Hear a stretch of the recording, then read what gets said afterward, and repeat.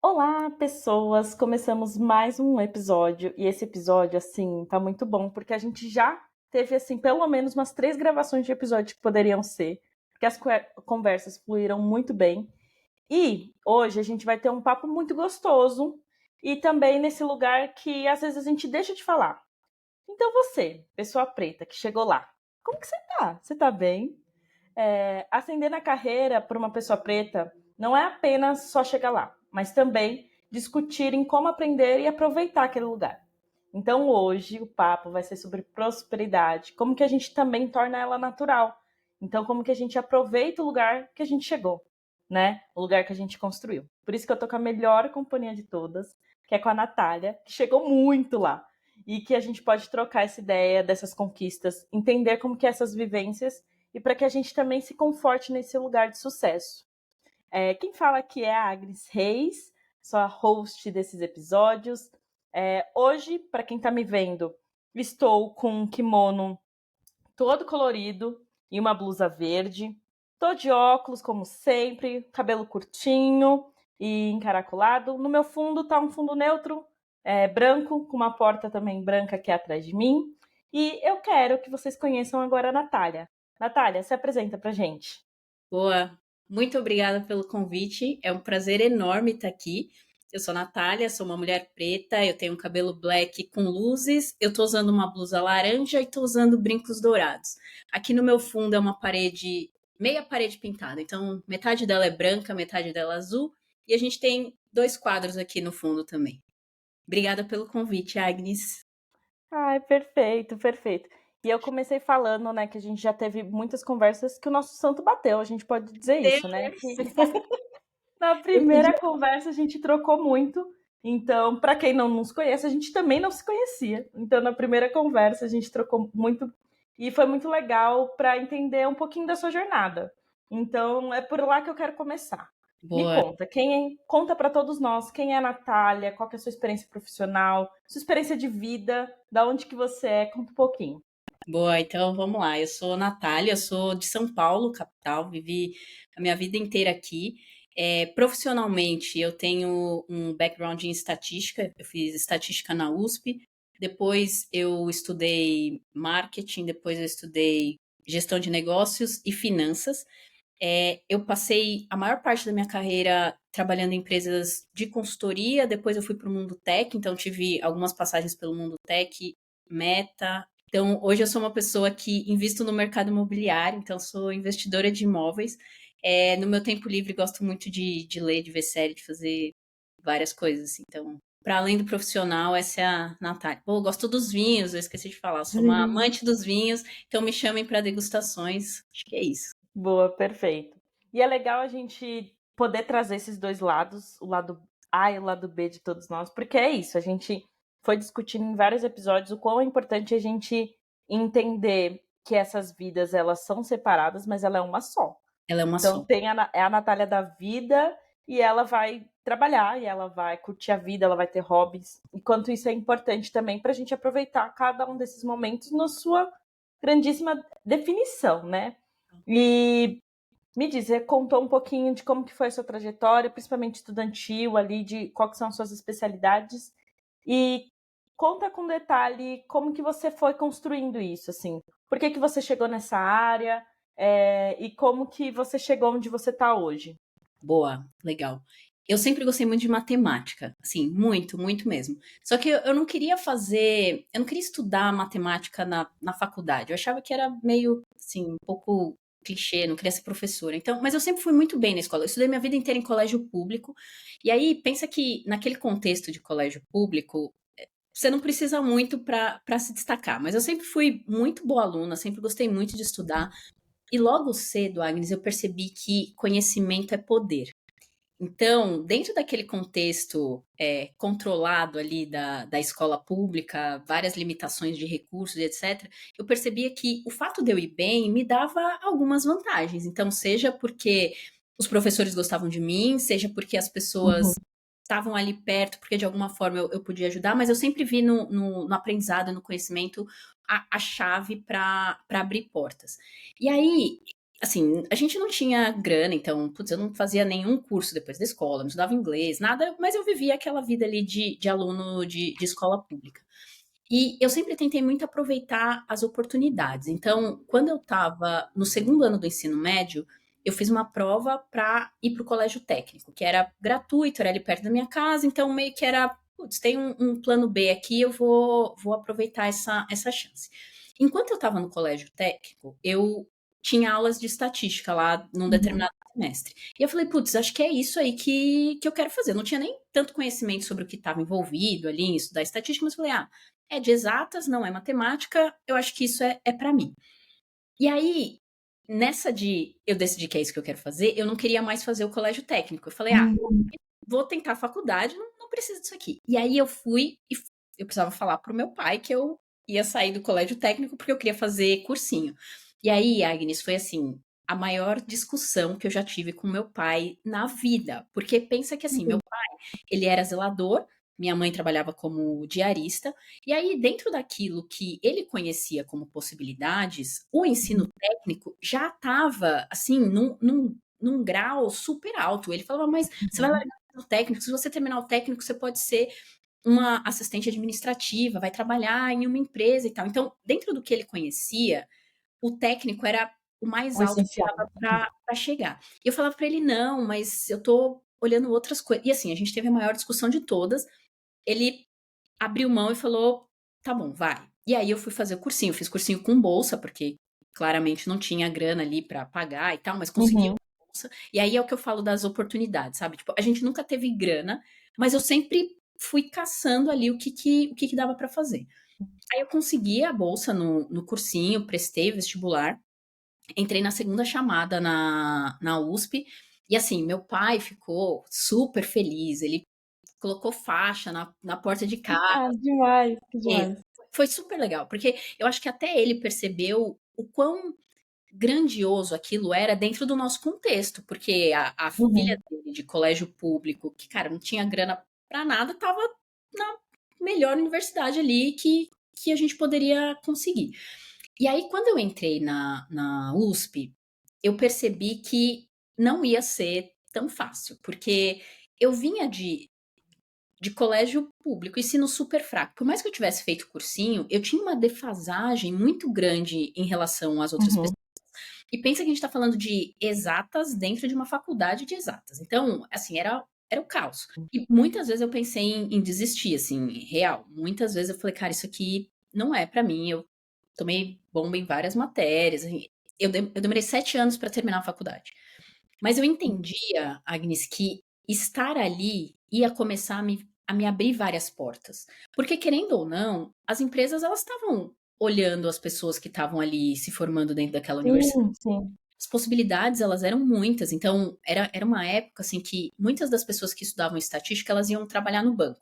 Eu nunca quis trabalhar no banco. E aí eu comecei acho que a minha jornada ela começa a não ser assim tão óbvia, porque todo mundo estava indo para o banco, ser analista de risco no banco. Eu não queria. Eu fui trabalhar numa consultoria.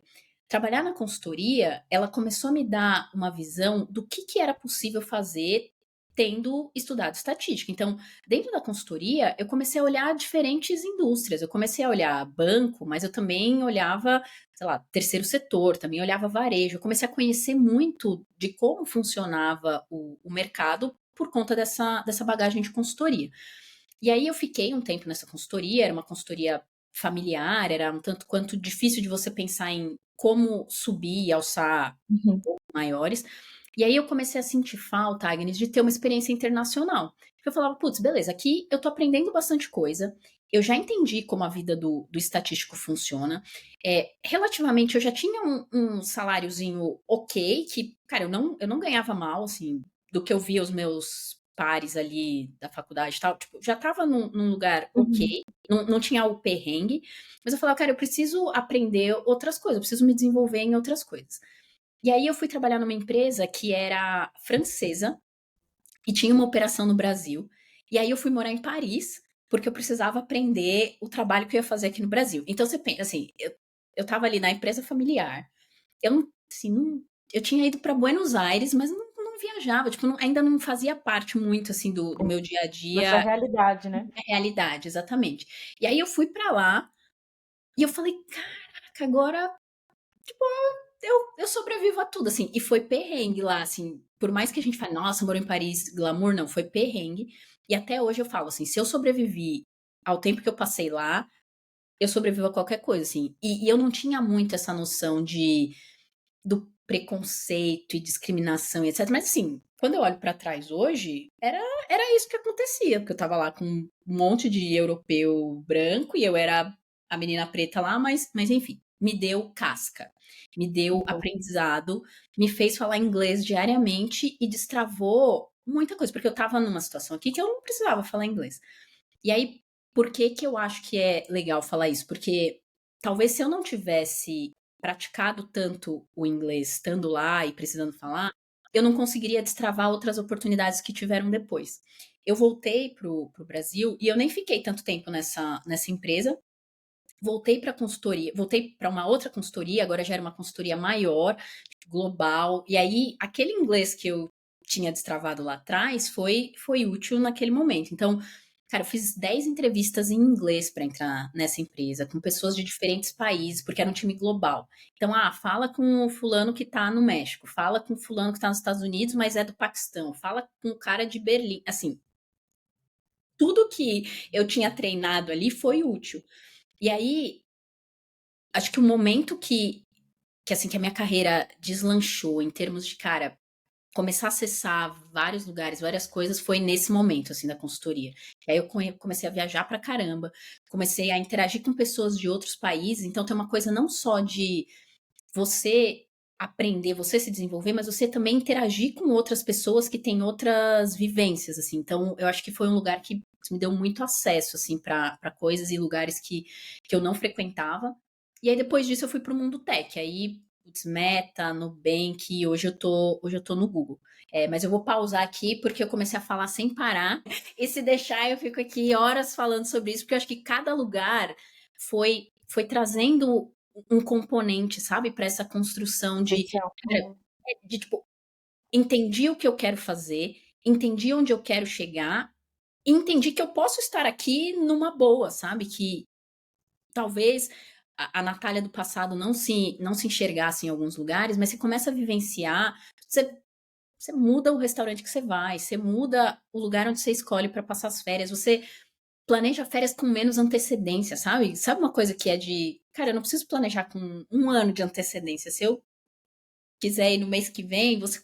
Então muita coisa começa a mudar e a gente começa a entender que, cara, tá tudo bem, tá naquele lugar, sabe? Acho que tem um pouco disso. Sim, e é ter essa noção que teve uma mudança brusca também, né? Do início que você começa ali e agora trabalhando no Google, isso é assim, quase que dois lados bem distantes, né? E eu quero puxar algumas coisas que você trouxe que eu achei muito legal. E a primeira foi sobre conhecimento é poder. Quero saber, da onde que veio isso para você? Eu acho que a gente fala muito disso, mas eu quero saber aonde que dentro da sua história, com quem que você aprendeu isso e como que você claramente usou isso como um mantra, né? Tanto dentro da escola, no ensino médio, quanto no técnico, depois lá na faculdade. Foi um grande mantra para você. E qual que foi o primeiro estalo que veio esse conhecimento é poder e quem te ensinou isso, assim? Você tem alguma história nesse sentido? Cara, eu queria poder trazer uma história maravilhosa e emocionante aqui, mas assim, a real, quando eu percebi que o conhecimento era poder, eu tava no ensino fundamental, né, que é até quinta, oitava ali, eu tava no ensino fundamental, e a gente tinha um professor de história que era, cara, terrível, assim, ele cobrava muito, dava muitos trabalhos, muitas coisas. E assim, eu tinha alguma facilidade para fazer os trabalhos. Eu comecei a fazer o meu trabalho e fazer outros trabalhos, e eu Uhum. vendia esses trabalhos. Maravilhosa. Então, Empreendedora. exato, a pequena empreendedora ali. E aí eu comecei a perceber que quando você e eu comecei nesse micro ecossistema ali que era a aula de história. Mas eu comecei a perceber que, assim, o conhecimento ele me ajudava, porque eu estava indo bem na matéria, mas de alguma forma ele me facilitava ali me relacionar com as pessoas. Porque vamos supor que a gente está aqui na mesma classe, você não tem o trabalho, eu tenho um trabalho e ele está sobrando.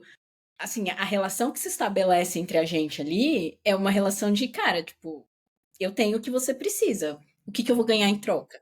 E por mais que naquele momento ali fosse uma coisa, vamos dizer assim, inocente, que é, putz, eu quero só ter mais dinheiro para gastar na cantina, o que eu comecei a ver é que à medida que a gente vai amadurecendo, né, e os espaços vão se tornando mais sérios, tipo, mais corporativos, etc., isso continua sendo uma verdade, porque o conhecimento ele vai te ajudar a destravar as coisas para você e para destravar as coisas para as pessoas que estão à sua volta. Então, não só o conhecimento ele é o poder, mas ele te ajuda nas relações com as pessoas. E não precisa ser uma relação hierárquica. Se eu tenho Uhum. conhecimento e a gente é par ali e eu posso te ajudar com isso, fica muito mais fácil de eu quebrar o gelo, de depois eu, putz, te ajudar com uma coisa e você me ajudar com outra. Então, ele também é uma forma da gente estabelecer conexões. Porque no fim das contas, Sim. se eu quero estar numa relação ali de interdependência com as pessoas, eu não posso só ser interesseira, eu preciso ser interessante. E como que eu me torno uma pessoa interessante? A partir do momento que eu tenho algo ali para te oferecer. E o conhecimento, ele é uma coisa que, cara, ele sempre vai ser válido, sempre vai ter alguma coisa que eu posso te agregar, que você ainda, putz, ainda não conseguiu perceber, ainda não conseguiu aprender. E à medida que eu faço essa troca com você, você se sente muito mais, motivada a fazer essa troca comigo. Então, o Com conhecimento, certeza. ele é poder, assim, em todas as esferas. E lógico que a gente vive num mundo onde as pessoas podem levar isso para um lado mais deturpado da coisa, mas assim, ele na essência, ele quando ele é usado para o bem, cara, ele é poder e ele abre portas e a gente precisa saber usar, sabe? A gente precisa saber como Uhum. usar o nosso conhecimento a nosso favor. No fim das contas, assim, todos os dias a gente tá lutando, a gente tá brigando com um sistema que, cara, empurra a gente para o outro lado. A gente ter o conhecimento Sim. nos dá a possibilidade de, cara, De ir com estabelecer uma base, né? contato. Você vai com o pé na porta ali e você, cara, tipo, é sobre isso. Eu tenho, Sim. é uma carta que você sempre vai ter na manga. Conhecimento, ele é poder. E é muito bom porque e esse é conhecimento, a gente entender que é um conhecimento amplo. Então, seja um Isso. conhecimento dos hard skills, né, de habilidades mais técnicas, de habilidades mais comportamentais, e eu acho que principalmente o autoconhecimento. Eu acho que ele vai também te abrir portas. Às vezes a gente tem essa negligência, talvez, de ir para o autoconhecimento, de tipo, vou fazer mais coisas. Eu sou fissurada em autoconhecimento, então cada vez mais eu gosto de aprender coisas que vão fazer com que eu aprenda mais sobre mim mesma. Então, até recentemente, né, eu estou fazendo uma consultoria de imagem, de coloração pessoal com uma amiga que é maravilhosa, inclusive Lisa. Lise, beijos para você. E é muito legal porque também está sendo um processo de autoconhecimento. Então está sendo um processo de olhar, tipo, nossa, esse traço do meu rosto quer, putz, realmente quer dizer aquilo. Ela nem sabe de toda a história e realmente está indo para esse lugar. Então, como é que eu posso usar, depois de ter esse conhecimento sobre mim mesma, como que eu posso usar isso para, enfim, para abrir minhas próprias portas, né? Para criar minhas próprias oportunidades. E você trouxe um negócio que era muito legal, assim, que é você começou a entender o que você quer e aonde que você quer chegar, né? E como que foi esse processo para você, assim? Como que você começou a ter esse tipo de estratégia mesmo, de entender o que tá beleza. O analista ele vai fazer isso aqui, é isso aqui que eu quero, dentro do que ele faz, é isso aqui que eu quero, e é ali que eu quero chegar. Como que você foi criando essas respostas, assim? Como que foi o seu processo de criar esse repertório mesmo sobre si? Boa. Cara, essa é uma excelente pergunta, assim. No começo, a gente não percebe que a gente está aprendendo sobre a gente.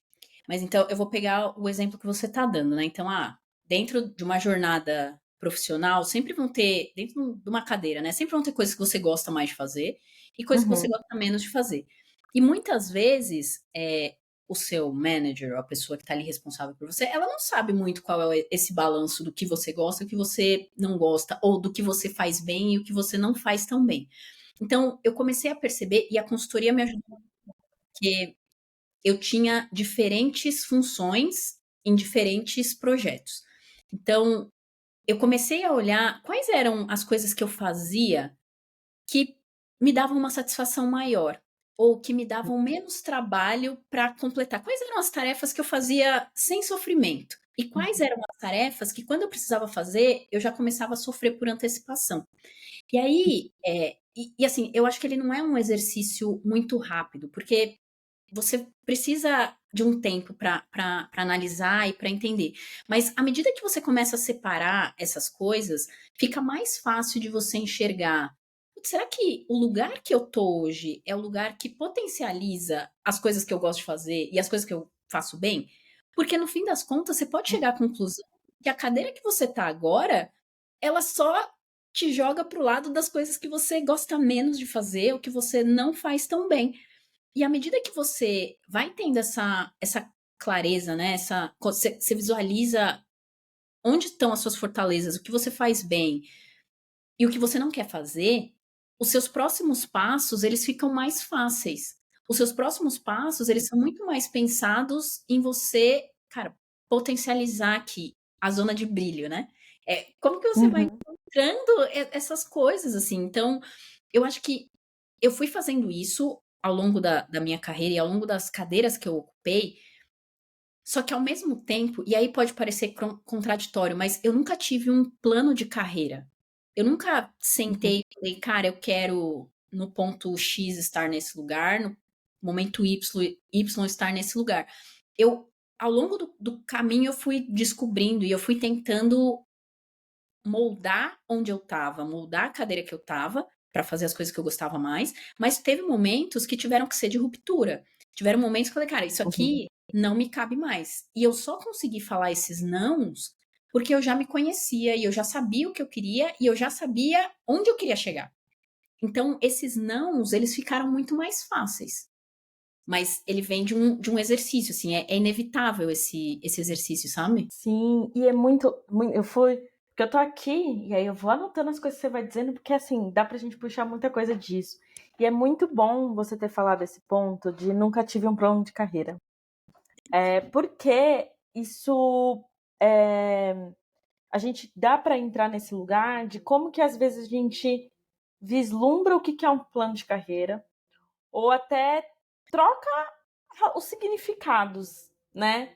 Porque assim, claramente você teve um plano de carreira. Pode não ter sido o que a gente Estruturado. coloca como o tradicional ou que tem que ser assim.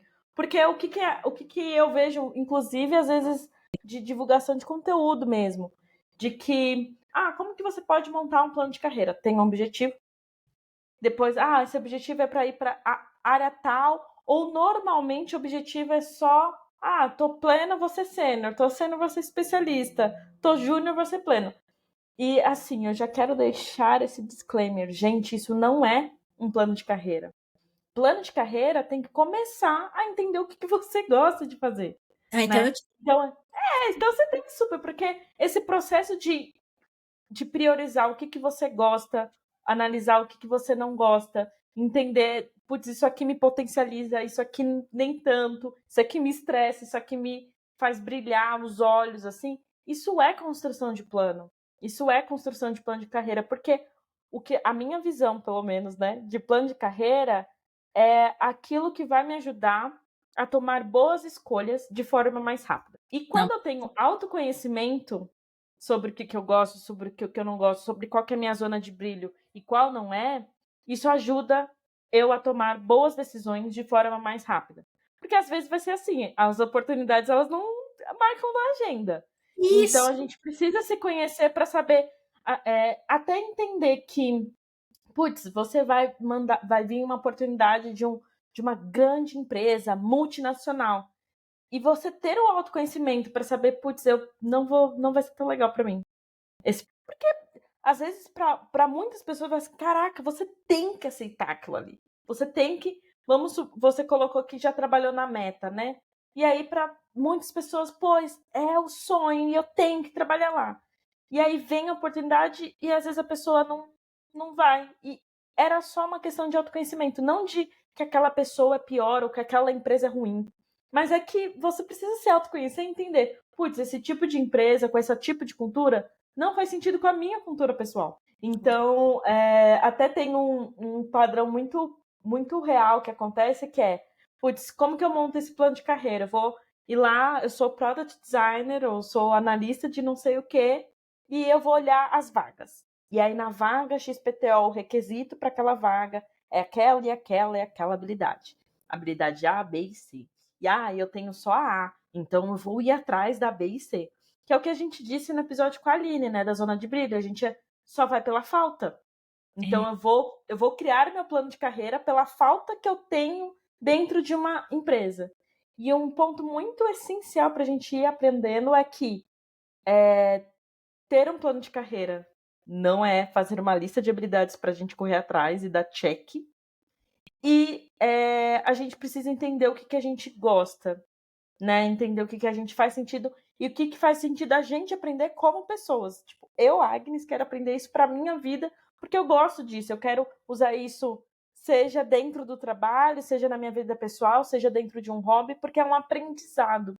E que a gente consiga não só fazer as listazinhas de habilidade A, B ou C, até porque, principalmente quando é da área de tecnologia, que é uma área muito nova, querendo ou não, né? A gente já está vivendo nisso há um tempão, mas é muito nova para muitas empresas, para muitos contextos. E, cara, ser sênior, eu sou de design, né? Ser product design sênior numa empresa é um jeito, ser o mesmo nomezinho numa outra empresa é de um outro jeito completamente diferente. Então, se a gente ficasse baseando no requisito da vaga que tá ali na descrição, a gente vai ficar doido, a gente vai ficar maluco.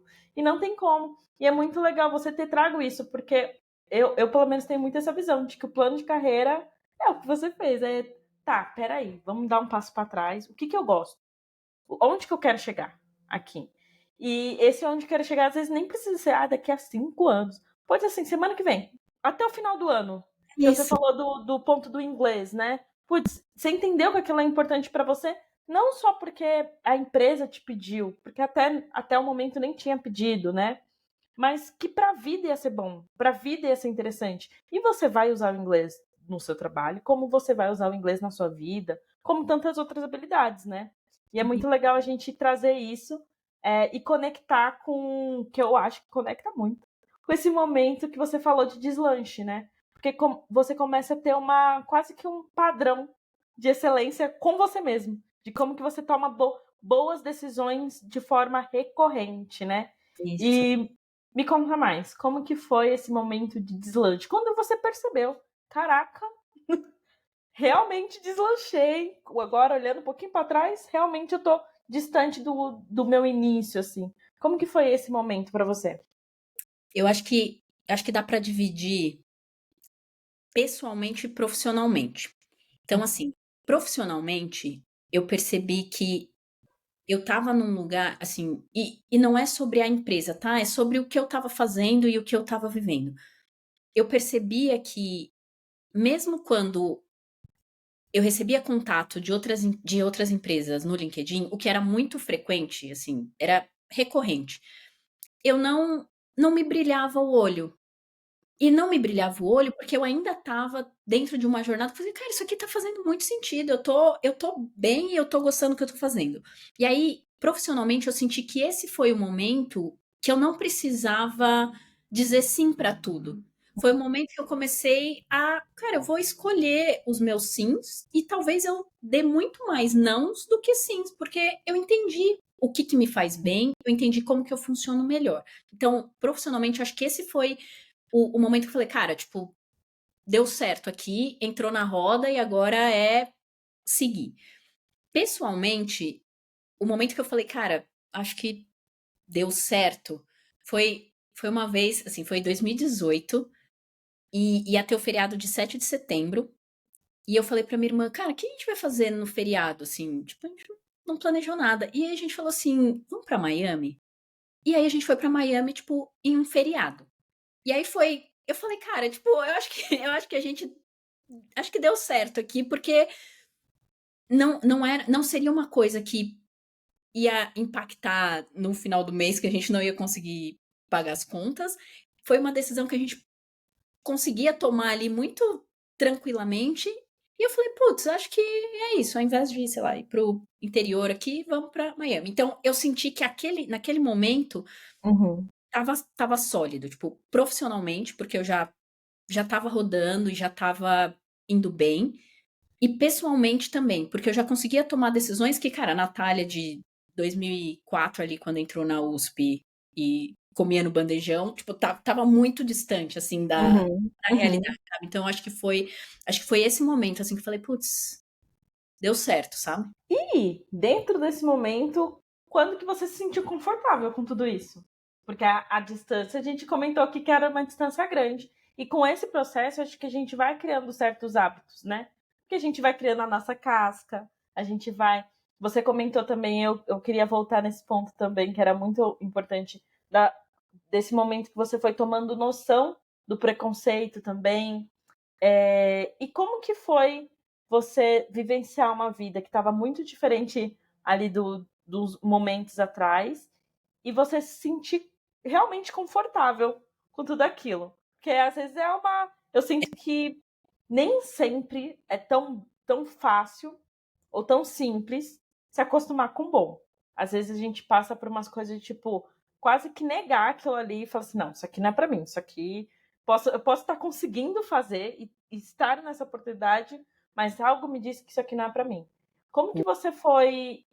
Você já passou por isso, de se sentir não tão pertencente, mesmo sendo completamente pertencente? E como que você foi lidando em se sentir de fato confortável com tudo aquilo? Boa. Eu estava esperando você chegar nesse ponto, porque eu acho que tem um tópico que a gente, como pessoas pretas, a gente não discute, mas acho que o brasileiro não discute, que é falar sobre dinheiro. Eu acho que a gente não Uhum. fala sobre dinheiro e acho que tem N motivos, mas eu acho que essa construção de estar confortável passa por ter aprendido a lidar com o dinheiro. Porque eu acho que num primeiro momento, assim, e de novo, eu vou voltar nisso, eu tinha um total de R$ 0. E eu fui pra uma situação que, cara, tipo, o dinheiro estava entrando. Mas a gente tem, eu vou falar na primeira pessoa, né? Eu tinha muito uma questão de instabilidade, que era o que você falou. Ah, eu estou vivendo isso nesse momento, mas não é que eu tenho isso, eu estou vivendo isso. Então, para mim, assim, na minha visão, levou um tempo para eu me acostumar que aquela roda estava girando. E não é porque, sei lá, eu gastava um dinheiro no restaurante X naquela determinada semana que isso ia fazer falta depois. E levou um tempo para eu entender que aquilo poderia ser parte cotidiana da minha vida, mas eu só entendi isso porque eu tinha aprendido a lidar com dinheiro. Então, sempre fui uma pessoa, eu sempre não, vai. Em determinado ponto da minha vida, eu entendi que eu precisava ter alguns hábitos que eu não tinha aprendido com a minha família, por N motivos, mas que se eu quisesse ter uma vida diferente daquela vida que eu vivia antes, esses hábitos eles precisariam ser construídos. E guardar dinheiro e falar sobre dinheiro, entender sobre dinheiro, foi uma parte fundamental de eu ter conseguido chegar onde eu cheguei. Porque mesmo quando eu estava ali num momento de começo de carreira, e eu vou dar um passo para trás aqui, que é, eu me formei em 2010, e aí eu virei CLT, e e aí eu morava com os meus pais, etcétera. Em 2012 meu pai faleceu, e aí eu passei a ser a pessoa responsável pela casa. Então, não é que eu tinha um salário que era só para mim, que eu podia fazer o que quiser, eu tinha uma família para cuidar. Mas mesmo nesse contexto, para mim sempre foi muito importante o hábito de guardar dinheiro. Então, cara, tipo, a gente tinha lá o dinheiro mensal e eu religiosamente guardava. Isso, para mim, até hoje é um hábito.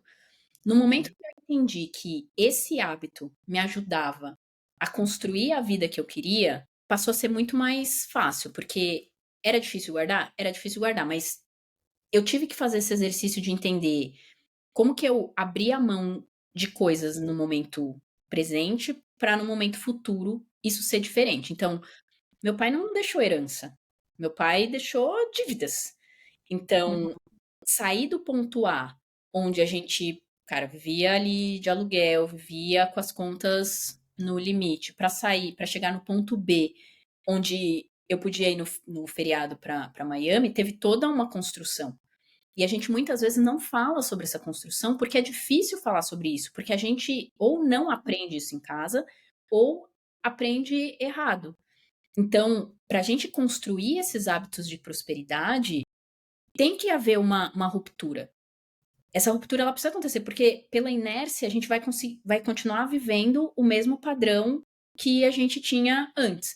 Então, é inevitável que a gente precisa aprender a lidar com dinheiro, a gente precisa falar sobre isso, por mais constrangedor que seja discutir esse tópico, porque se não for assim, não tem milagre. A gente precisa gastar Uhum. menos do que a gente ganha, precisa sobrar. E como que a gente faz sobrar? Então, assim, é um assunto super complexo, e eu nem sei se vai ter gente aqui para falar sobre finanças, mas assim, é um assunto que ele precisa ser discutido se a gente quer mudar a realidade do nosso povo, sabe? Da forma como a gente lida com as coisas, a forma como a gente consome, ou a forma como a gente pensa no futuro. Sim, é ter muita. Eu acho que começa com essa clareza de que há um hábito, que aquilo não é o normal, de que aquilo não é a única resposta ou o único cenário que a gente pode atuar, né? Eu Total. acho que às vezes a gente também se coloca nesse lugar e é colocado também nesse lugar, porque eu acho que parte do que traz essa discussão ser um pouco mais difícil é porque também tem muito conteúdo aí fora que romantiza essa ir do A ao B, né? Como se fosse só uma questão de querer. E é muito difícil, né? Então é difícil saber como começar. E eu achei muito legal que você falou que foi desde muito cedo que você começou, pelo menos um dos hábitos, né? E saber o que tem que ser começado, porque é isso também, você precisa criar referência, né? É muito difícil a gente saber da possibilidade de que a gente pode ir num restaurante se ela nunca fez parte da nossa referência, né? Ter referência é muito importante. A gente até conversou antes que eu contei a história da primeira vez que eu fui num restaurante, fui esperar no restaurante, contando assim um pouco mais abertamente, né? Eu sou casada e aí antes, quando a gente namorava, o o meu atual marido para ali tentar impressionar, fazer uma coisa bem legal, falou assim: "Vamos num restaurante, vamos jantar fora". E ele falou assim: "Qual que é o seu restaurante favorito, né? Qual que você gosta de ir, que, enfim, tipo de comida?". E assim, o primeiro que veio na minha mente foi Habib's, foi o primeiro. E ele tipo: "Putz, Mas, isso não é um restaurante, né? Tipo assim, espera lá, vamos com calma". Então, ele acabou tendo que escolher o lugar que a gente ia. E ele foi uma das pessoas assim que mais me ensinou a ter esse olhar de prosperidade num sentido simples também, no sentido de se sentir confortável também em poder. Porque não é sobre ir no restaurante todos os dias. Talvez em um momento da sua vida você vai poder, e que ótimo. Mas não é só sobre isso, é sobre saber que, primeiro, o que eu preciso fazer para conseguir ter essa experiência e que há essa possibilidade, tipo, tudo bem eu poder ir. Então, eu posso minimamente ver um vídeo no TikTok ou no Instagram sobre esses restaurantes e saber que eles existem e não negar esse tipo de conteúdo de falar assim, eu nunca vou para lá, eu nunca vou para Miami, eu nunca irei para tal lugar. A gente sair um pouco desse lugar também e entender quais são esses hábitos, né, interessantes para começar. E até o final dessa história, né, que eu vou no restaurante, eu não consigo ficar 100% confortável. Então também tem essa terceira fase, né, da gente beleza, cheguei aqui e agora eu preciso também me sentir um pouco mais confortável para que isso seja parte. Eu quero que seja parte da minha rotina porque é bom, né? É Delícia, óbvio né? que é bom. Então, como que eu me sinto confortável? Eu acho que a gente, assim, muito grosseiramente, eu acho que é realmente um assunto bem delicado para tratar, mas que é muito interessante a gente começar de algum lugar em que a gente precisa entender que hábitos que me ajudam e que hábitos que não me ajudam a chegar nesse lugar de prosperidade. Entender que prosperidade, sucesso, sucesso de carreira, ascensão e tudo mais, isso é muito individual também. Então, às vezes, a gente se coloca de que o ideal é só uma história ali a ser dita, né? Que o sucesso é só aquele ali. Então, e não se coloca no lugar de o que é o sucesso para mim? Sucesso para mim é viajar todo ano? Ou não? Eu sou mais caseira. Eu, assim, eu não gostaria de viajar todo mês. Uma vez o ano, acho incrível. Todo mês eu já acho cansativo. E eu me basear no sucesso do outro de que viajar todo mês, eu vou estar me enganando sobre o que é o meu sucesso. Então, entender para mim o que é esse sucesso e quais são os hábitos que vão me ajudar a chegar mais perto e a chegar mais longe. Então, entender o que está me ajudando, o que está me impulsionando e o que não está. E Sabe que, desculpa te cortar, mas só fala. esse ponto que você falou do sucesso. E, cara, eu falo muito isso, que é a gente saber quais são as nossas próprias métricas de sucesso. Porque as métricas de sucesso da Natália, elas são, elas podem ser completamente diferentes das suas métricas de sucesso.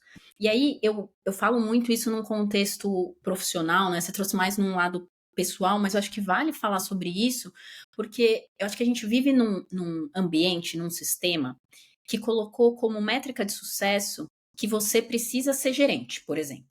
Então, Uhum, fica chique você colocar lá no LinkedIn, eu sou head de não sei o quê, eu tenho um time de não sei quantas pessoas, o meu analista, o meu estagiário.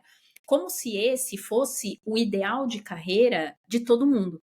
é Só que se todo a gente mundo. parar para pensar, assim, quando a gente pensa num time, né? Você tem lá o júnior que fica muito bom, ele é promovido, ele vira pleno, ele fica muito bom, ele vira sênior.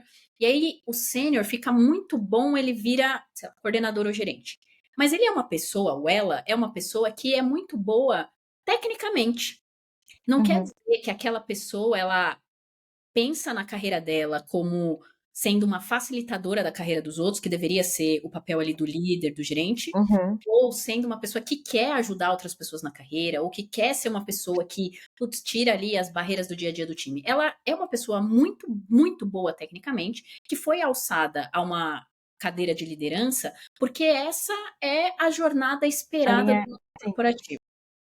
E aí, quando a gente começa a pensar nos nossos gerentes, nos nossos coordenadores, não necessariamente são pessoas que gostam de pessoas ou que querem cuidar da carreira de pessoas. São pessoas muito boas tecnicamente, que uhum, porque querem ganhar mais, porque normalmente o salário ali do gerente é maior, elas almejam essa posição.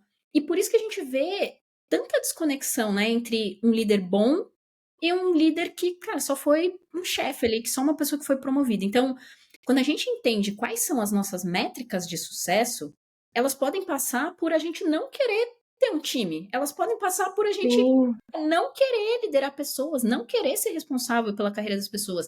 Só que eu acho que o mercado ele precisa ainda amadurecer nesse sentido. bastante.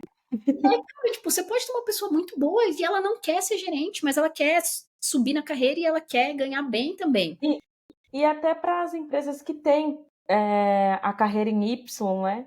Eu acho que é conseguir valorizar de forma igual, porque mesmo que tenha a carreira em Y e vá ter um cargo de especialista, cada um vai dar um nome, mas normalmente, né, especialista, staff, ou enfim, que é essa cadeira par da pessoa gestora, né, mais com um olhar mais técnico para o time, ainda assim há uma expectativa de que, mesmo sendo uma pessoa mais técnica, ela faça algum tipo de mentoria com as outras pessoas do time e que eu acho que, apesar de ter essa abertura, eu acho que o glamour ainda fica. Sabe? A forma como que as outras pessoas veem cada uma dessas pessoas, sabe? A Uhum. pessoa técnica, ela fica muito com um olhar mais, eu sou do time, e a pessoa gestora ela vai ficar muito olhar, esse time é meu. Por mais que sejam pares, por mais que na teoria, né, a gente conseguiu chegar nesse lugar de abranger para esses dois espaços em alguns lugares, ainda assim, acho que de forma mais social, mais ampla ali, a visão sobre isso quase que continua a mesma, né? E quase que parece que o único caminho, o melhor caminho, ou o caminho que eu deveria seguir, deveria ser para gestão. E aí a gente acaba tendo muitas pessoas ruins na gestão, e não porque elas são pessoas ruins ou elas são profissionais ruins. É que também acho que gestão e liderança é perfil, porque precisa de muitas soft skills, e soft skills que, cara, aprende com a vida, não vai ter livro, não vai ter coisa que você faça, porque não é do seu perfil, né? Cada um tem o seu perfil, cada um tem o que é bom. E eu acho que, eu acho que é quase, não precisa ser antônimo, né? Um tá de um lado, quem é gestor não quer, é bom técnico, e quem é técnico nunca vai ser um bom gestor.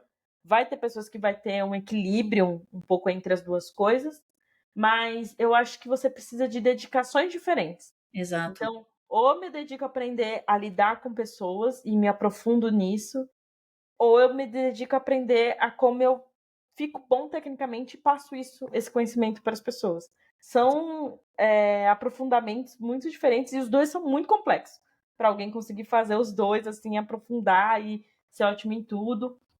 E o quanto que esse termo que você falou, né, da métrica de sucesso, cada um cria sua métrica de sucesso, é muito importante. Eu gosto muito de usar, trazer, né, para uma vida mais, para nossa vida pessoal, esses conceitos corporativos, né, porque cada empresa tem a sua métrica de sucesso, cada produto tem a sua métrica de sucesso, e isso é super bem aceito. Então todo mundo entende que não dá para usar a métrica que o Meta usa, a mesma ser a da Nubank. São empresas diferentes, conceitos diferentes, propósitos diferentes. E isso é individualmente também. E quando a gente começa a entender que a gente é a nossa própria empresa, que a gente está fazendo a gente crescer, a gente é nosso RH, nosso financeiro, É tudo ali, nosso né? tudo. Ali a gente começa a entender, tá, qual que é a minha métrica de sucesso? O que para mim é chegar lá? Porque senão a gente vai parar de se espelhar nas pessoas e se inspirar nas pessoas pra gente só se sentir cobrado. E É, tipo, nossa, a Natália falou que foi no feriado em Miami e se eu não fizer isso, eu sou horrível. Não necessariamente, é né? isso. Não necessariamente. Então a gente. É importante que a gente faça a inspiração e não a comparação. E que a Exato. única comparação seja com a gente mesmo. Tipo, nossa, a Agnes de 2018, caraca, avançou pra caramba, É né? isso, é Essa isso. comparação que é ideal, né? Cara, e é nessa comparação que a gente consegue ver o quanto que a gente avançou. Se eu olho, a gente está em 2024, né? Se eu olho a Natália de 2014, se eu olho a Natália de 2004, caraca, a Natália de 2004 estava entrando na faculdade, a Natália de 2014 estava indo para Paris, a Natália de 2024 está aqui nesse podcast maravilhoso. Então, cheguei lá, você tá entendendo? Cheguei lá, claramente, claramente. Mas é sobre isso, assim, quando a gente coloca a gente mesmo numa régua, é muito mais fácil de a gente ver os avanços que a gente está tendo. Assim, eu acho que profissionalmente, beleza, mas pessoalmente, que é, putz, como eu mudei como pessoa, como eu melhorei, quais as coisas que agora eu entendo que, putz, eu me preocupava muito no passado e hoje eu vejo que elas não, não tinha nem motivo para eu me preocupar com isso. E aí a gente volta no tópico, né, de prosperidade, assim, que é, cara, a prosperidade ela vai muito além ali das conquistas materiais, né? Que é, putz, é o nosso bem-estar, é a gente estar em harmonia com a gente conseguir estabelecer o equilíbrio entre as coisas que a gente gosta de fazer, o que a gente está evitando, o que a gente quer fazer mais. Então, se colocar nessa régua e olhar, nossa, será que a Natália de hoje está fazendo mais das coisas que ela gosta de fazer do que a Natália do passado? Então, fica muito mais é muito mais gentil com a gente quando a gente coloca a gente mesmo na régua e a gente olha em Sim. perspectiva, assim. E é importante também, você falou dessa parte da régua, da gente ter o olhar de uma régua horizontal, né? Porque crescer Excelente. horizontalmente também é importante, hein? Porque às vezes também essa régua só tá no vertical, só tem que ir pra cima. Não, E é. às vezes um ótimo passo vai ser ir para o lado, ia ser um pouco para trás, ter essa régua ela ser um pouco mais flexível com o que a vida pode ser. Porque é isso, a gente pode acordar do nada e ter uma pandemia que vai fazer a gente ficar trancado por 3 anos, por 4 anos. E é isso, e a gente não tem esse controle. E saber que tem esse controle, por mais que possa causar uma certa ansiedade em muitas pessoas, mas é a gente usar isso a nosso favor. Então, beleza. Eu não tenho controle sobre o outro, eu não tenho controle sobre o que pode acontecer no mundo, né? Eu tenho pouco controle em poucas coisas. O que eu tenho controle é como eu vou reagir a todas essas situações.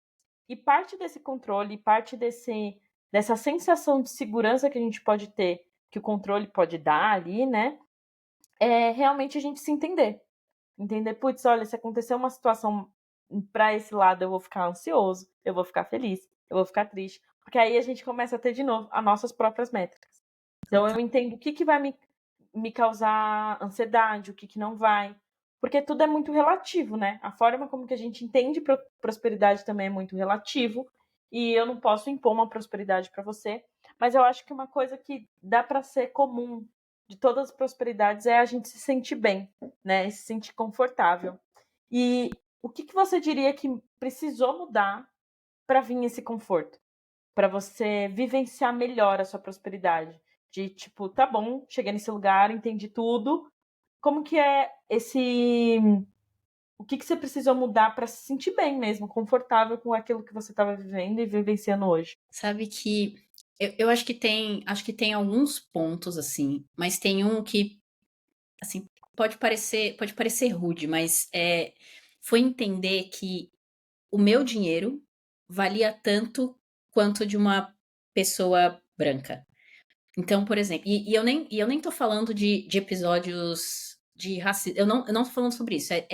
Por exemplo, entrar num restaurante que vai custar R$ 300. Os meus R$ 300 valem os mesmos R$ 300 da pessoa que tá na mesa ali. Então, Uhum, se hoje eu tenho uma situação que me permite pagar esses R$ 300, é, eu devo estar ali. Eu não preciso me sentir, sei lá, constrangida, eu não preciso me sentir mal por estar ali. E de novo, eu tô tirando da equação racismo, olhares e etc. Assim, colocando aqui no. Avaliando simplesmente o valor financeiro da coisa. Então, uhum, pode parecer bobo, mas quando eu entendi que, cara, é a mesma coisa, isso me ajudou muito a. Tá bom, tá tudo bem. E tem um outro aspecto que é quando eu comecei a entender que eu estar indo bem proporcionava coisas boas pra mim e pra minha família, eu falei, cara, isso aqui é gostoso. Acho que isso aqui é legal. Então, por exemplo, a minha mãe, cara, minha mãe já viajou pra vários lugares. Minha mãe já foi pro Zimbábue, minha mãe já foi pra Alemanha, foi pra Holanda. Tipo, minha mãe já foi pra vários lugares. E isso me deixa feliz, porque, de novo, a Natália de 2004, eu podia no máximo mandar minha mãe pra Santos, pra dar uma volta em Santos. E hoje, cara, a gente pode tirar férias em família, a gente pode fazer coisas legais. Então, eu acho que entender que a gente pertence aos lugares, ou a gente pode estar confortável nos lugares, significa a gente também olhar o conforto das pessoas que estão à nossa volta. E assim, eu acho que nós, pessoas pretas, fazemos muito isso, né? Nunca é só sobre a gente, é sobre quem tá em volta. Então, claro que, pra mim, eu vejo vantagens porque eu tenho acesso a algumas coisas, mas olhar quem tá em volta, também ter acesso, também tá feliz, também tá confortável, eu acho que me deu uma paz, assim, que é, beleza, eu quero dar essa vida para as pessoas, elas merecem essa vida. Então, eu acho que foi um pouco disso. Mas não quer dizer que a gente não passe uns nervosos, que você fale, nossa, mas será que eu deveria estar aqui? Será? Tipo, eu acho que isso sempre vai existir, não sei se sempre, mas sei lá, eu vivencio isso sempre. Então, por mais que tenham coisas que hoje eu falo, então, beleza, vamos fazer. Eu acho que sempre tem uma vozinha lá no fundo falando, mas será que eu devia? Será que. E, e eu acho que a nossa vivência, ela sempre passa por isso, assim, e a gente não falou disso aqui, mas eu acho que inevitavelmente é uma coisa que é, putz, mas será que eu vou lá e eu vou me sentir bem com as pessoas que vão estar lá? Uhum. A gente sempre vai ter esse ponto. Então, por mais que a gente se sinta confortável, você fale, não, eu mereço isso aqui mesmo, e se tiver o upgrade, eu vou querer o upgrade também, porque eu mereço o upgrade. Eu acho que lá no fundo sempre vai ter um, um receio, não sei. Eu me acostumei a viver com isso, assim. Então você fala, você tá confortável? Estou relativamente confortável até que vai acontecer alguma coisa, entendeu? Eu acho que é um pouco Sim. disso, assim. Sim. E para fechar, assim, a sua visão de como que é essa vivência de prosperidade, que esse tema é incrível, assim, eu acho que é muito importante realmente a gente começar a falar disso de uma forma natural, né? Porque a gente vai chegar lá. Várias pessoas que estão nos escutando, inclusive, já estão ou vão chegar, ou estão muito próximas de chegar. E como então você, enfim, mantém esse também, essa sua prosperidade? O que que te ajuda a se manter nesse lugar, a saber que vai ter essas vozes sabotadoras de vez em quando, mas como que você se mantém, como que você abafa esse som, como que é esse processo para você? Boa. Essa é uma outra excelente pergunta. De novo, acho que tudo tem dois lados, né? Que é profissionalmente e pessoalmente. Quando eu olho pro lado profissional, hoje eu tenho muita certeza e muita clareza de que eu não quero continuar no mundo corporativo por mais muito tempo, assim. Tem várias coisas que eu já vivi, tem várias coisas que eu já entendi como funciona, tem várias coisas que eu já aprendi, então, assim, eu gostaria de não estar no mundo corporativo por mais muito tempo. E aí a gente vai para o outro lado, que é um lado que eu acho bem importante, assim, que é como que a gente cria um plano B, mesmo estando empregado. Uhum. E, assim, e você vive isso na pele, porque você faz várias coisas e você tem vários Sim. projetos e etc. Mas como que a gente começa a pensar nisso, a ter um plano B, mesmo estando empregado, mesmo tendo a nossa cadeirinha ali do CLT, que o dinheiro pinga na conta todos os meses? E por que eu acho que isso é muito importante? Porque num momento de instabilidade, num momento de insegurança, no momento que o CLT faltar, a gente não pode se dar o luxo de não ter um plano B. A gente não pode se dar o luxo de esperar o sistema convergir para que apareça um outro empreguinho CLT ali que te pague o mesmo que o outro te pagava, que te dê as mesmas condições. E eu tenho pensado nisso já há algum tempo, assim. E Uhum. não porque o meu emprego me pagava mal, não porque eu estava insatisfeita, mas porque eu tenho essa inquietude, assim, não é. A gente não pode depender de uma única fonte de renda. Então, eu tenho já há algum tempo buscado alternativas. Então eu falei para você: "Ah, eu gosto de fazer várias coisas, eu gosto do mercado imobiliário". Então eu comecei negócios paralelos que estão relacionados a assuntos que eu gosto, que hoje me dão um segundo salário, não um segundo salário, mas me dão uma renda paralela ali. Então, como que a gente cria esses mecanismos de gerar renda mesmo estando empregado. Porque no momento que a gente não tiver, Agnes, é mais difícil de pensar sobre isso, que é, putz, você tá Sim. ali num momento de pressão, Muito frágil, né? o boleto tá chegando, então fica mais difícil. Então eu e eu levei isso pra terapia, assim, eu discuti na terapia, e aí para isso eu tinha um plano. É como que a gente usa as nossas habilidades, a nossa inteligência para construir alternativas. Para a gente não ficar totalmente dependente da nossa carteira assinada ali. E pode ser que essas alternativas, num primeiro momento, elas, sei lá, não virem rios de Não dinheiro, mas gerem renda, né? não Uhum. gerem renda. Mas é como que você usa aqui o seu capital intelectual para trabalhar para você, Sim. para gerar as coisas para você e para sua família. E eu tenho pensado muito nisso e eu vejo que isso é muito importante, assim. De novo, não é sobre, putz, criar uma mega renda, é ter alternativa, porque a gente não pode se dar o luxo de depender de uma carteira assinada.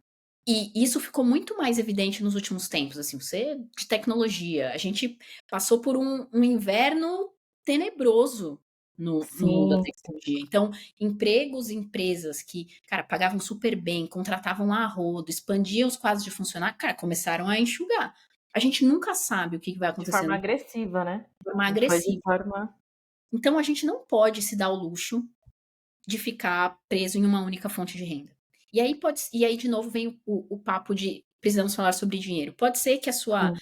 renda alternativa, cara, vai ser um dinheiro que você tem investido ali, que vai pingar uma renda. Pode ser que você vá, sei lá, fazer alguma outra coisa, que você vai usar o seu capital intelectual para fazer outras coisas. Mas eu acho muito importante que a gente tenha um plano B. E é o plano B, são os meus planos B, C e D, que hoje me dão uma tranquilidade. Porque eu sei que em algum Uhum. momento o mundo corporativo não vai mais ser para mim. Então, eu quero ter outras possibilidades. Eu quero saber que a minha prosperidade, a prosperidade da minha família, que passa pelo nosso Vai estar bem-estar, garantida, né? ele está garantido. Então, eu tenho pensado muito sobre isso e eu acho que também é uma conversa que nós, como pessoas pretas, precisamos ter. E pode ser em níveis Hum. diferentes. Pode ser que, cara, nem todo mundo vai ter, sei lá, rendas de aluguéis. Mas o que, que é que eu consigo fazer que eu transformo isso aqui em renda? E eu gosto muito de sempre também trazer um ponto nesse do plano B, o plano D, X, Y, tudo, que é isso também é sobre a sua autoestima profissional. Então, é saber que você sabe fazer outras coisas além do seu trabalho. Principalmente quando a gente trata de pessoas paulistanas, a Aline também trouxe isso no primeiro episódio. A gente tende a se concentrar na nossa personalidade. E eu acho que comentem aí se vocês se identifiquem com isso. Pessoas de todos os lugares, assim. A gente tende a centrar a nossa personalidade, quem a gente é como profissional. E o grande risco disso é que quando o profissional não dá certo, a gente perde quem a gente é. A Eu já gente passei por isso. E o plano B, não só como uma segunda renda, eu acho que ele também tem esse papel essencial de trazer a nossa personalidade de forma mais ampla. Então, o plano B hoje, assim, o MVP do plano B hoje, assim, o mínimo que você pode fazer hoje é talvez ter um hobby, fazer uma vela, fazer um negócio, fazer um assistir, crochê. fazer um crochê e não precisa gerar uma renda hoje, mas é você começar a criar, porque às vezes eu acho que é desse o monstro que às vezes possa aparecer o plano B de tipo, meu Deus, eu não sei fazer nada, minha vida, não sei o quê. E às vezes a gente precisa criar primeiro a nossa confiança de carreira e confiança como pessoa, de que a gente tem boas habilidades, que é o que você disse lá no início. Todo mundo tem o que aprender e o que ensinar, né? Então a gente pode entender, putz, hoje eu vou aprender talvez um hobby que vá lá na frente me ajudar com alguma coisa, né? Então eu vou criar um projeto voluntário de roda de conversa, porque eu gosto de falar, e isso aqui é o que me faz mover. E pode ser que, pô, vai ser um projeto do seu bairro, não vai gerar uma renda ali, mas pode ser que em algum momento alguma pessoa vá ver uma palestra sua dentro do bairro e seja uma pessoa que te chame para uma empresa. Assim, né, uma situação meio maluca, mas que possa acontecer também. Então, o plano B, acho que além da parte que é muito boa da renda, né, de poder ser uma segunda, terceira, quarta renda ali, é também te estimular a aprender, né? Estimular você a entender que, nossa, eu sou boa. Porque se em algum momento, e não precisa ser demissão, pode ser apenas aquele feedback 360 que a gente tem, Pode ser só feedback 360, total. de alguém falar assim, ah, você não é boa nisso aqui. Você não sabe fazer isso aqui. Você fala assim, eu sei. Te contar, eu sei fazer, não só aqui, como eu sei fazer em outros lugares. Possa ser que eu não sei fazer do jeito que você gosta que seja feito, mas que eu sei fazer. A gente começa a ter mais confiança, porque a gente tem mais clareza, é mais um local, é mais um espaço que a gente tem clareza do que a gente sabe e não sabe fazer. E a gente volta lá para o começo No Alto da gente ter clareza do que a gente quer, para onde a gente quer chegar e o que a gente quer aprender ao longo desse caminho, né? E a super. gente falou muito bem, eu amei. Eu tinha certeza que esse ia ser um dos episódios mais incríveis que a gente ia ter, porque a conversa flui demais. E eu queria então agora, pra gente ir fechando, fazer aquele bate-bola bem rápido de quem é um pouquinho mais de quem é a Natália.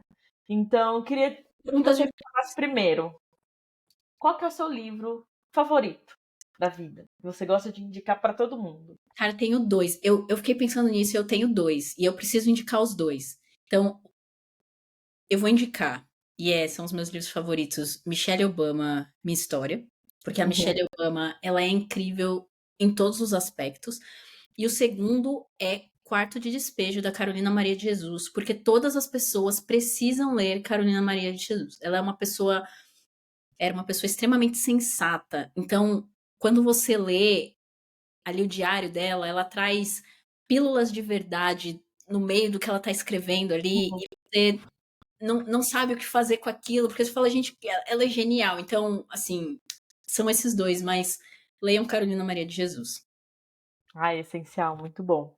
E qual é a frase? A gente já tá ficando até com ranking aqui, porque tem algumas que estão se repetindo. Para você, qual que é a frase que as pessoas precisam parar de falar sobre carreira, sobre profissional?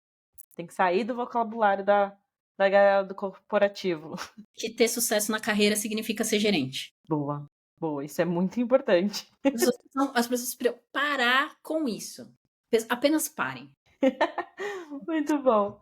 E como a gente já soube aqui que você está no seu momento de prosperidade, vivenciando maravilhosamente bem, qual que é o seu próximo objetivo, o objetivo que você está atuando agora, profissional, assim, como que você está vendo a sua carreira hoje, de objetivos? Eu quero poder dizer nãos que eu acho que são necessários serem ditos, assim. Eu acho que eu já fiz bastante coisa. Eu tô muito feliz pelas coisas que eu fiz, mas eu quero ainda ter mais liberdade de dizer alguns nãos. Então, talvez meu maior objetivo profissional seja, cara, não estar no mundo corporativo daqui a um tempo. Perfeito, perfeito. A gente vai falar mais sobre Não, vamos empreendedorismo acompanhando. social. Muito bom. E para você, quem que foi e quem que é e foi a sua referência na carreira, no seu lado profissional? Aonde que você se inspira? Olha, vai parecer que eu tô mirando muito longe aqui, mas tem um motivo, que é a Viola Davis. E por Uhum, quê? Eu vou justificar. Porque, assim, ela é incrível, uma atriz sensacional e tal, mas ela é uma pessoa que, durante muito tempo, ela foi subestimada, assim, porque ela sempre foi uma atriz incrível e, assim, levou muito tempo para as pessoas perceberem quão incrível ela era. Mas uhum, mesmo assim, ela sabia do que ela entregava, do que ela podia levar para as pessoas. Então, para mim, é um exemplo muito forte de que às vezes não importa quão incrível você seja, algumas pessoas elas não vão perceber, mas você precisa continuar a acreditar em você e nas coisas que você pode entregar. Então, acho que Viola Davis pra mim ela resume um pouco sim. disso, assim, sabe? Perfeito, ela é incrível demais. E ela, inclusive, tem quando ela tá recebendo um dos prêmios, ela fala um pouco disso também, né? E para você, assim, olhando agora todas as Natálias, qual que foi um erro profissional e um acerto profissional que você teve na sua jornada que te marcou bastante? Eu acho que um erro, Agnes, foi talvez a Natália de mais pra trás, de achar que as oportunidades, assim, que eu deveria ser grata pelas oportunidades. Quando na Uhum, verdade eu sempre fui muito merecedora de estar nos lugares que eu ocupei, sabe, assim, eu nunca recebi um favor, ninguém nunca falou: "Você quer sentar nessa cadeira aqui maravilhosa que a gente tem pra você?" Tipo, eu sempre fui buscar, eu sempre fui uhum, pegar. Então, a Natália de antes talvez achasse que ela deveria ser grata pelas oportunidades, quando na verdade não, quando eu sempre mereci cada uma delas, sabe. Eu acho que esse foi um erro no começo da minha carreira, da minha trajetória. e um grande acerto. Eu acho que 2 assim, acho que tiveram 2 acertos. Um foi, eu apliquei para vagas que, se você olhasse no primeiro momento, assim, eu diria que eu não tinha muita chance de passar. E aí, Uhum, enfim, várias coisas. "Ah, não sei se eu vou passar e tal". Mas mesmo assim eu apliquei, naquela de: "Cara, o não eu já tenho aqui, o que que pode acontecer?". E aí, passei. E, cara, foram coisas muito boas que aconteceram, algumas experiências me fizeram crescer muito, outras me fizeram aprender muito, mas eu acho que aplicar para vagas que a princípio que eu não passaria, acho que foi um acerto profissional. E talvez outro, dentro desse contexto, foi entender que a minha saúde mental ela vale mais do que um crachá. Então, eu passei por alguns lugares que era um crachá pesado, um crachá bonito, um crachá que talvez muitas pessoas quisessem, mas entender que a minha prosperidade passava por estar bem, por estar em equilíbrio, por estar feliz, estar bem comigo mesma, era, cara, devolver o crachá e falar: "Não é pra mim". Então acho que esse foi um outro acerto, assim, dentro da minha Saber trajetória, quais são sabe? as suas prioridades, né? Exatamente. É É isso. isso. Sobre Muito isso. bom. E a gente deu muitos conselhos. Eu acho que essa conversa foi muito boa em todos os aspectos que poderiam ser. E eu quero saber qual que é o conselho final que você quer deixar para quem está ouvindo, para quem está nesse, às vezes para a pessoa que está buscando essa prosperidade ali, que vislumbra, que ela parece que sente que está distante, ou para quem está vivenciando e talvez não esteja notando o quão próspera aquela pessoa está. Que conselho você daria? Acho que valorizar a sua história. Assim, no fim das contas, só você sabe o que você passou para chegar onde você tá. E Uhum. só você sabe qual é o potencial que você tem dentro de você, assim. Então é como que você valoriza a sua história e como que você desabrocha o seu potencial. Porque, de novo, vou voltar na vaiola, assim. Muitas vezes as pessoas elas não vão valorizar o seu potencial. Então, cara, é a gente que tem que colocar isso pra fora e que tem que, cara, fazer a nossa história valer. Então, eu acho que é sobre isso, assim, sabe? Como que a gente valoriza a nossa história, valoriza tudo que a gente fez pra chegar onde a gente tá e como que a gente desbloqueia o potencial que a gente tem, que a maioria das pessoas não vai estar olhando pra ele. Então, só a gente sabe, né? No fim das contas, a gente é o único representante do nosso sonho na face da Terra, né? Sim, maravilhosa, maravilhosa esse final, eu amei. E eu amei que você aceitou. Eu amei todas as conversas que a gente teve. Eu amei o nosso futuro jantar que a gente já tem marcado. E Exatamente. quero agradecer muito, assim, a sua participação. Acho que foi muito rica em todos os aspectos. Então, quem ainda não conhece a Natália, por favor, acompanhe essa mulher, porque ela é maravilhosa. Diz coisas muito incríveis aí, por aí, pelo esse mundo. E é muito bom a gente ter pessoas para se inspirar diariamente também. Então, quero agradecer você, Natália, por ter topado, por estar aqui, por passar essa hora comigo e trazer tanta coisa legal, assim, pra gente olhar, pra gente se sentir conectados. Então, muito obrigada pela sua Boa. participação. Eu que agradeço o convite, foi incrível. Se tiver espaço na agenda, pode me chamar de novo que eu venho. Muito obrigada, assim, por essa troca, acho que foi riquíssimo. Me sigam nas redes, né, nataliamancio.tech. Me sigam no LinkedIn, eu escrevo uns artigos lá, quando a mente precisa esvaziar. E vamos nessa troca aí, foi ótimo. Muito, muito obrigada pelo convite. Perfeito, obrigada, Natália. Até a próxima, gente, até o próximo episódio. E fiquem com a gente. Até!